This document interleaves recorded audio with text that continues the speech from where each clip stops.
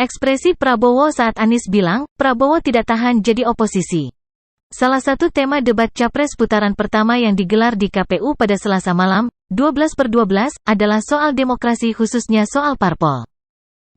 Para capres pun ditanya, apa kebijakan yang akan dilakukan untuk melakukan pembenahan tata kelola partai politik?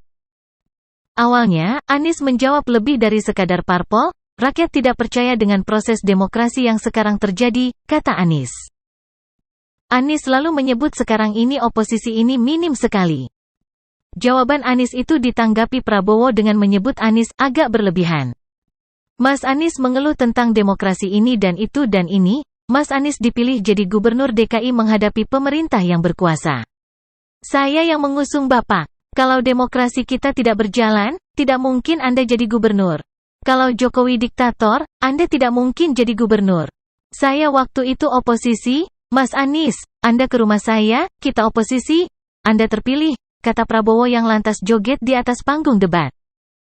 Anies pun merespons Prabowo, dan menyebut Prabowo tidak tahan jadi oposisi. Begini pernyataan Anies. Ketika kita menghadapi sebuah proses demokrasi di situ ada pemerintah dan ada oposisi, dua-duanya sama terhormat. Dan ketika proses pengambilan keputusan itu dilakukan bila ada oposisi maka selalu ada pandangan perspektif berbeda yang membuat masyarakat bisa menilai karena itu oposisi penting dan sama-sama terhormat. Sayangnya tidak semua orang tahan menjadi oposisi, seperti yang disampaikan Pak Prabowo tidak tahan jadi oposisi.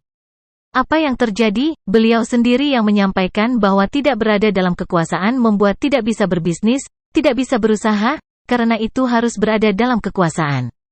Kekuasaan lebih dari bisnis, kekuasaan lebih dari sekadar soal uang, kekuasaan adalah soal kehormatan untuk menjalankan kedaulatan rakyat, kata Anies. Saat menjawab seperti itu, begini ekspresi wajah Prabowo.